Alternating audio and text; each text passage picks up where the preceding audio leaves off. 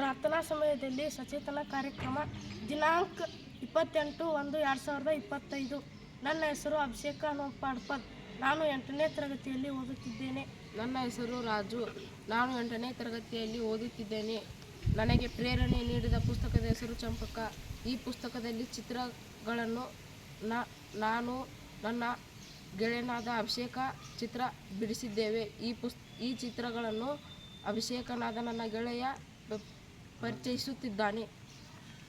ಈ ಚಿತ್ರದಲ್ಲಿ ಉಷ್ಟ್ರ ಪಕ್ಷಿಯ ಮೊಟ್ಟೆಗಳಿವೆ.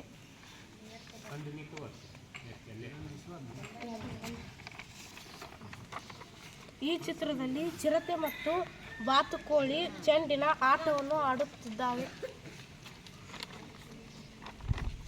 ಈ ಚಿತ್ರದಲ್ಲಿ ಬಂಟಿಯ ಕನಸು.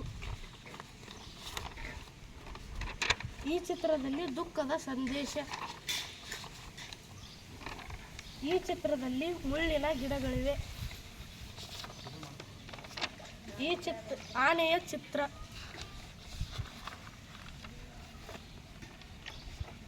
ಜಗ್ಗು ಮತ್ತು ಚಿನ್ನಿ.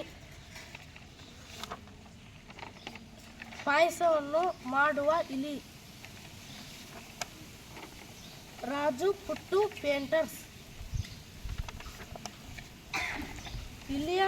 ಇಲಿಯು ಬಣ್ಣ ಹಚ್ಚಲು ಹೊರಟಿದೆ. ವಿಚಿತ್ರ ಪಕ್ಷಿಗಳು.